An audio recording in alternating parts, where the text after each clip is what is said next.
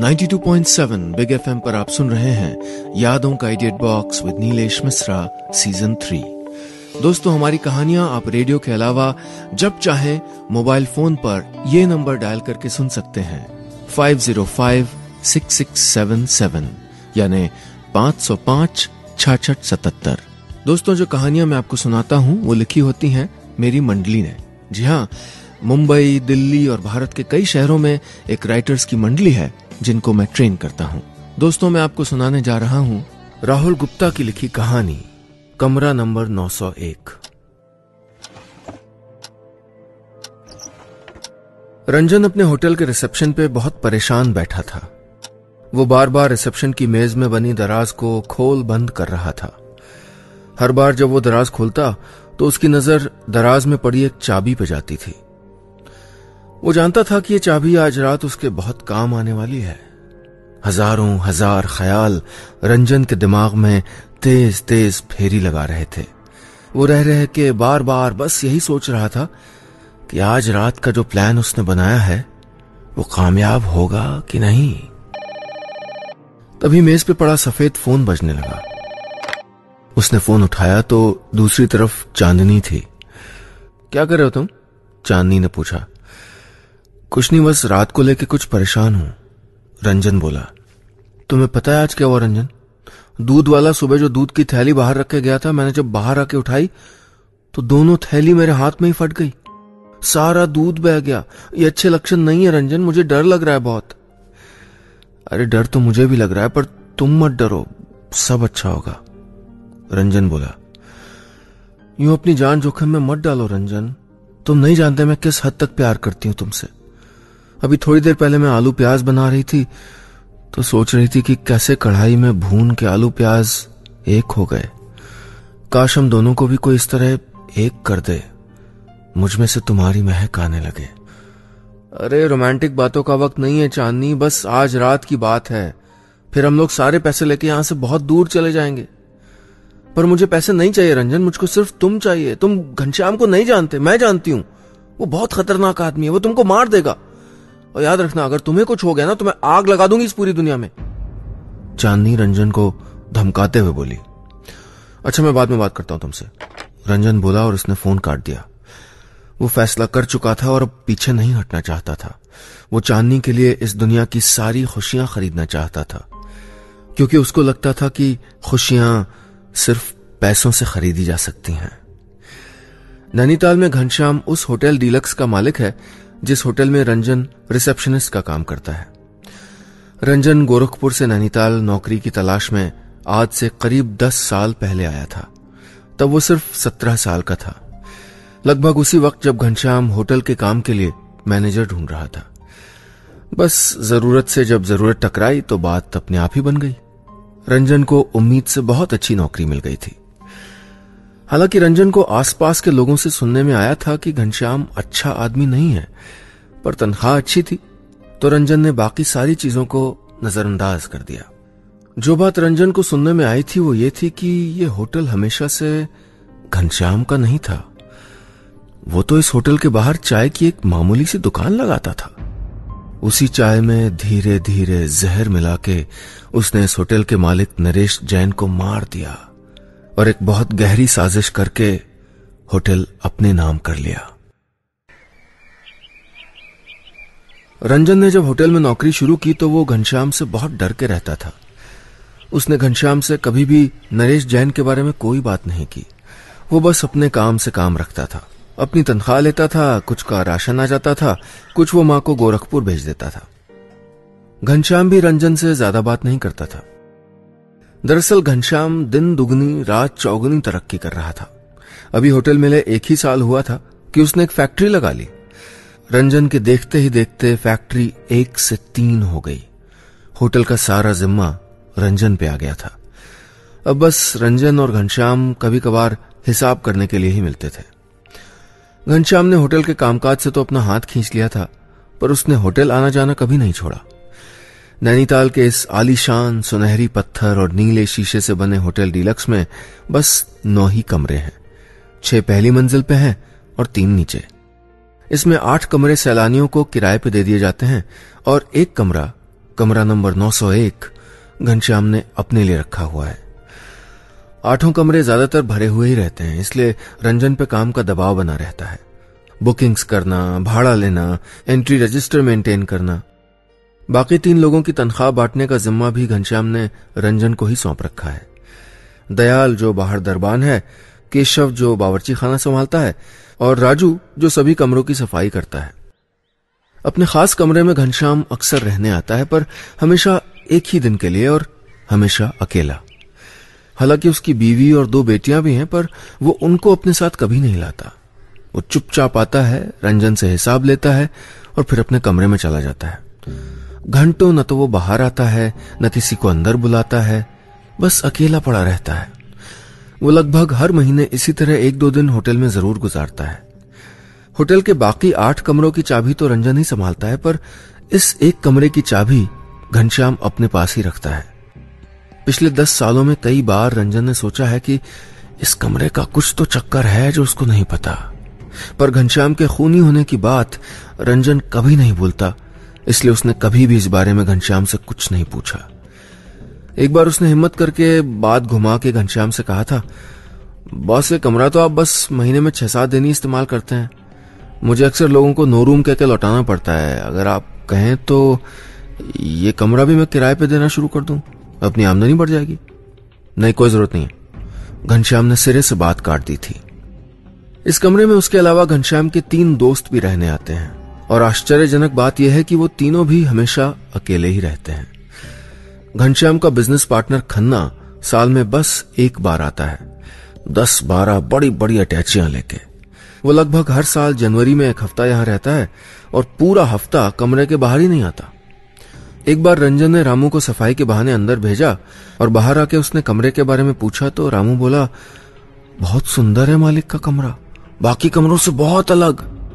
बाकी तो खन्ना साहब शराब पी रहे हैं, बिस्तर पे लेटे हुए हैं। खन्ना के अलावा जिले का इंस्पेक्टर पूरन सिंह भी आता है।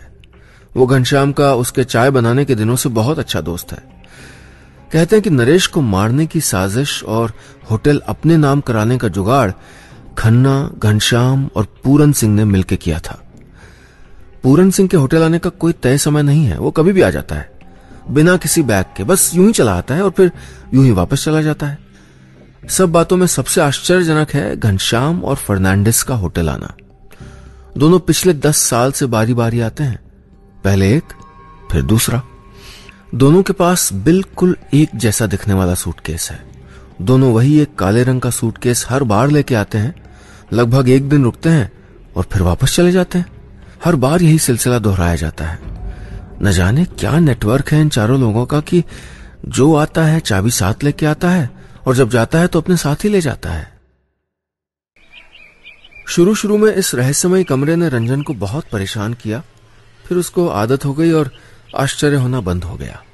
यह इंसानी फितरत है। अगर आप ध्यान से देखें तो रोजमर्रा की हमारी जिंदगी भी बहुत सारे आश्चर्यों से भरी हुई है, पर क्योंकि हमें रोज ही जीनी होती है तो हमको जन्म, मृत्यु, नदी, हवा जैसे अजब गजब चीजों पे आश्चर्य नहीं होता।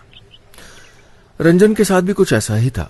वैसे एक और कारण था कि वो कमरा वमरा सब भूल गया था। वो कारण था चांदनी से उसका प्यार।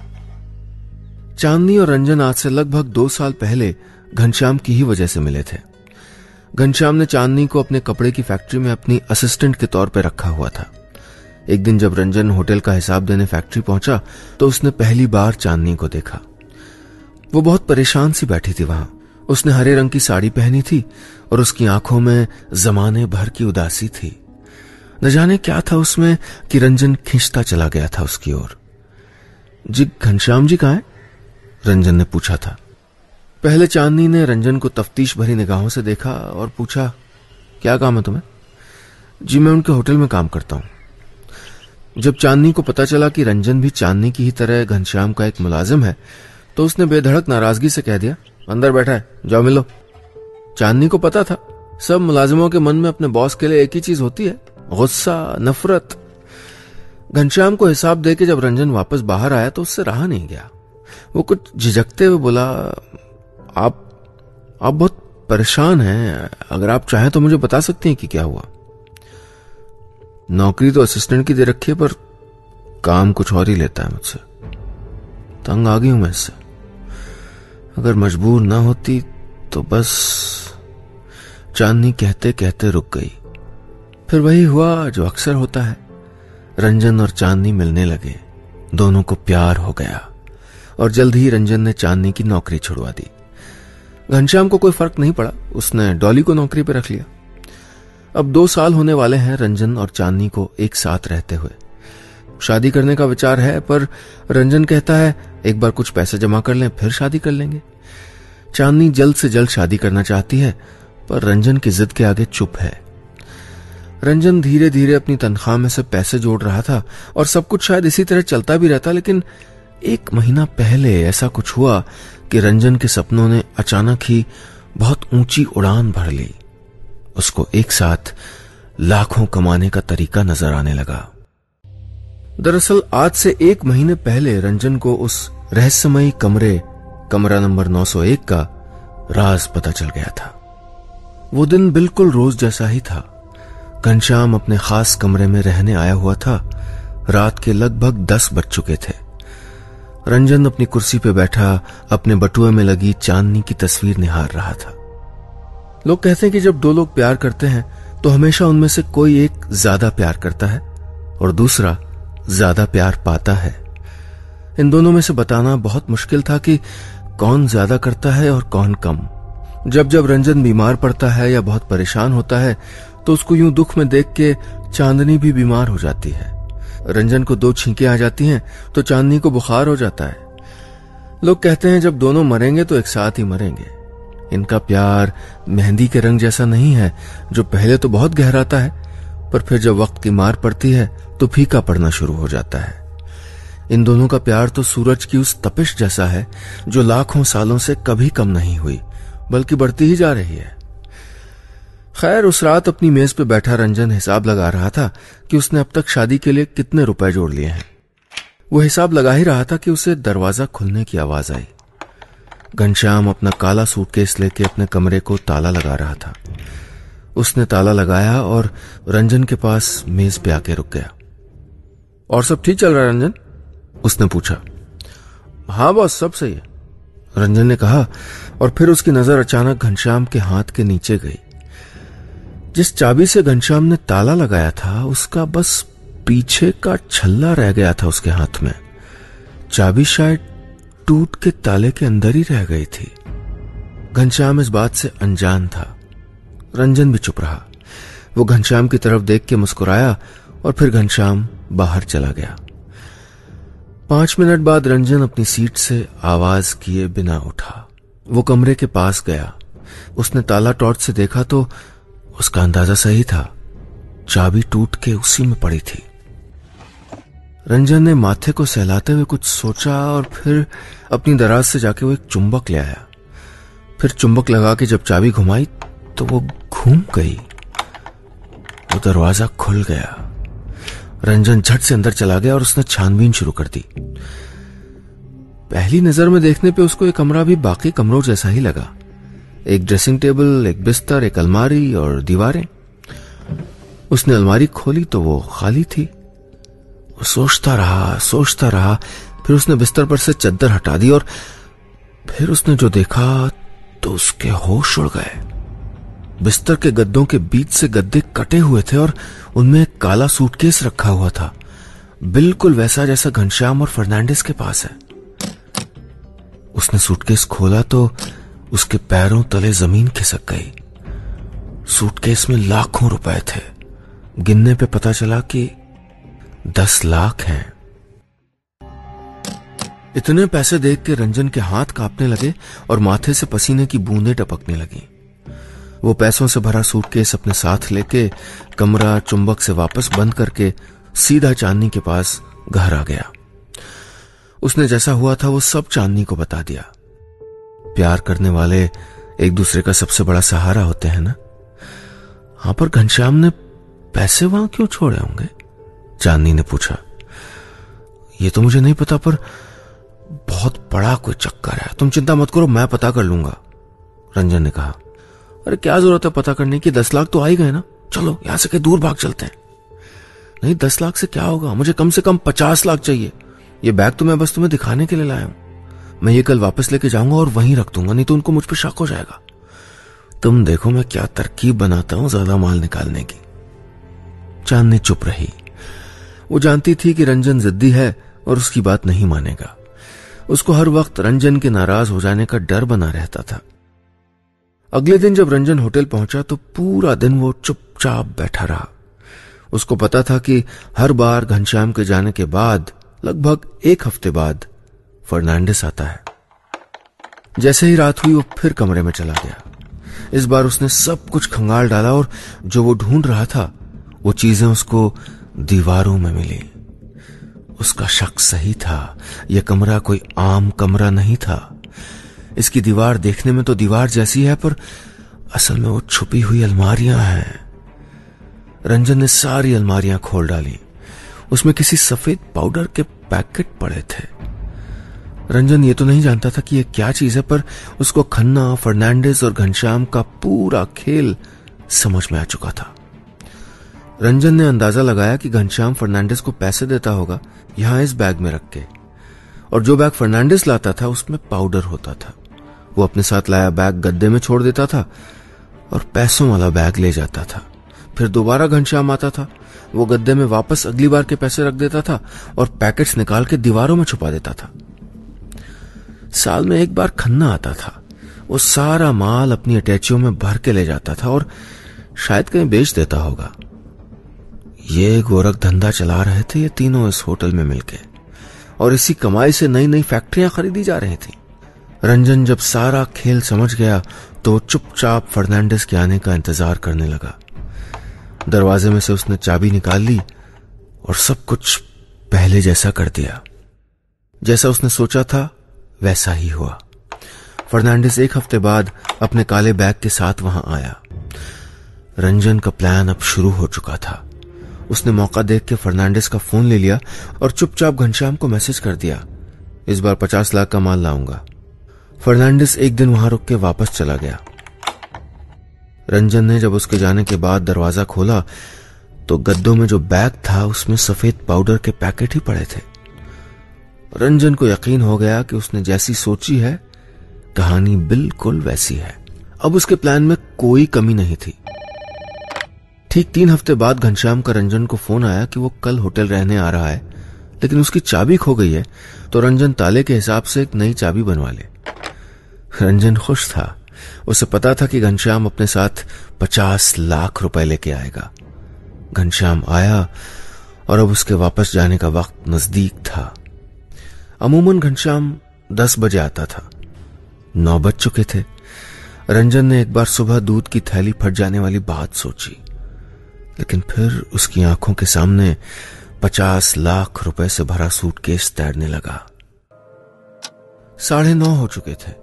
घनश्याम के कमरे में 50 लाख छुपा के जाने में बस आधे घंटे का वक्त बाकी था। रंजन बेसब्री से इंतजार कर रहा था कि अचानक मेज पे पड़ा वो सफेद फोन फिर बज उठा। रंजन, तुम क्या कर रहे हो उस वक्त? तुम पागल हो क्या चांदनी? तुम्हें पता है ना मैं घनश्याम के जाने का इंतजार कर रहा हूं। सब समझाया तो था तुमको। रंजन फुसफुसाया। देखो रंजन, तुम्हें नहीं पता, तुम बहुत बड़ी मुसीबत में फंसने वाले हो। तुम जल्दी से वहां से निकलो। ये तुम क्या कह रहे हो चांदनी? रंजन, तुम जल्दी से काठगोदाम रेलवे स्टेशन पहुंचो। चांदनी की आवाज में रंजन ने परेशानी महसूस की। रात को 1 बजे रानीखेत एक्सप्रेस में मिलूंगी मैं तुमको। मैंने तुम्हारी टिकट ले ली है। तुम बस कैसे भी करके ट्रेन में चढ़ जाना। S4 कोच में बैठना रंजन। और हाँ रंजन, अगर तुम 1 और मिनट होटल में रुके या पैसों के बारे में सोचा तो मैं आत्महत्या कर लूंगी। ट्रेन में नहीं आए तो उसी ट्रेन से कूद के जान दे दूंगी। एक सुसाइड नोट भी लिख लिया मैंने। यह कह के चांदनी ने फोन धड़ाम से रख दिया। रंजन का दिमाग काम करना बंद कर चुका था। कहां तो 50 लाख रुपए इंतजार कर रहे थे, प्लान कामयाब होता नजर आ रहा था, और ये चांदनी। उफ। रंजन ने फैसला कर लिया था। प्यार का मारा था रंजन, और चांदनी से बढ़ के पैसों को नहीं मान सकता था। वो चुपचाप वैसा ही करता रहा जैसा चांदनी ने कहा था। ऐसा जैसे कुछ हुआ ही नहीं हो, ऐसे जैसे कोई प्लान ही नहीं था कभी पैसे उठाने का। उसने अपने वक्त पे रिसेप्शन के रजिस्टर में साइन किया, सभी कमरों की चाबियां अपनी जगह पे रखी और रात 11 बजे होटल से निकलकर स्टेशन की ओर चल दिया। हालांकि उसके दिमाग में अभी भी यह बात खटक रही थी कि चांदनी ने ऐसा क्यों किया। ट्रेन चल चुकी थी। रात के लगभग 1:30 बजे चांदनी रंजन की बगल वाली बर्थ पे आके बैठ गई। चांदनी ने उसको अपने गले से लगा लिया। अब कुछ बताओगी भी? क्यों 50 लाख का नुकसान करा दिया मुझको? वो सब घनश्याम की चाल थी रंजन। पुलिस को पता चल चुका था कि उस होटल में ड्रग्स का धंधा हो रहा है। पूरन सिंह ने यह बात जब घनश्याम को बताई तो उन सब ने मिलकर तरकीब निकाली कि वो तुमको फंसा देंगे। वो चाबी टूटी हुई नहीं थी, वो घनश्याम ने जानबूझ के तोड़ी थी। तुम्हारी मेज पे अपना हाथ और वो टूटा हुआ छल्ला उसने तुमको जानबूझ के दिखाया था। तुमने पिछले 1 महीने में जो भी किया है वो तुमने किया नहीं है, वो तुमसे करवाया गया है ताकि पुलिस की नजरों में तुमको ड्रग्स का व्यापारी बनाया जा सके। ये सुन के रंजन की आंखों में आंसू आ गए। वो घबरा गया कि वो इतनी बड़ी साजिश का शिकार होने वाला था। उसने सोचा अच्छा होता अगर ज्यादा लालच न करके चुपचाप वो 10 लाख रुपए लेके भाग गया होता। पर तुम्हें सब कैसे पता? रंजन ने पूछा। फर्नांडिस ने बता दिया। मैंने फोन किया था उसको, मुझे शक था तुम्हें फंसाया जा रहा है। पर वो तुम्हें क्यों बताएगा? वो अपना ही बनाया हुआ प्लान क्यों फेल करेगा? किसी जमाने में वो भी मेरे साथी था, घनश्याम की तरह। उसे बहुत अच्छी लगती थी मैं। चांदनी नजरें झुका के बोली। कमजोर पलों में बातें निकलवाना आता है मुझको। रंजन को बहुत झटका लगा लेकिन वो चुप रहा। चांदनी बोली, देखो रंजन, एक लड़की के मन में हजारों बातें होती हैं। ये दुनिया लड़कियों को नहीं जीने देने के सारे उपाय करती रहती है। लेकिन एक बात बताऊं तुमको, लड़की अपनी जिंदगी में बस किसी एक से ही प्यार करती है। बाकी जितने भी उसकी जिंदगी में आते हैं वो या तो बस मजबूरी होते हैं या फिर समझौता। रंजन इस बारे में कुछ कहना सुनना नहीं चाहता था। चांदनी के प्यार पर उसे चांदनी से ज्यादा यकीन था। उसने पूछा, पर तुम्हें यह शक कैसे हुआ कि मुझको फंसाया जा रहा है? चांदनी हंसी। उसने ऊपर वाली बर्थ से अपना सब्जी लेने वाला बैग उतार के रंजन को दिखाया। उसमें 10 लाख रुपए थे। वो बोली, उस दिन जो सूटकेस तुम वापस लेके गए थे उसमें मैंने कागज भर दिए थे। अगर ये साजिश ना होती तो जब फर्नांडिस को वो कागज मिलते तो वो घनश्याम को जरूर बताता। पर जब ऐसा नहीं हुआ तो मुझको शक हुआ कि दाल में कुछ काला है। रंजन को समझ नहीं आया कि वो क्या बोले। चांदनी उससे बहुत ज्यादा अनुभवी और समझदार थी। उसने बस अपना प्यार और अपनी खुशी जाहिर करने के लिए एक बार फिर उसको अपनी बाहों में भर लिया। अब कभी लालच के चक्कर में कोई उल्टा सीधा काम मत करना तुम, बस मेरे पास रहना हमेशा, चांदनी बोली। और न जाने रानीखेत एक्सप्रेस कब उनको नैनीताल से बहुत दूर ले गई। न जाने किस स्टेशन पे उतर गए वो दोनों, अपना वो सब्जी वाला बैग लेकर। बस इतनी सी थी ये कहानी।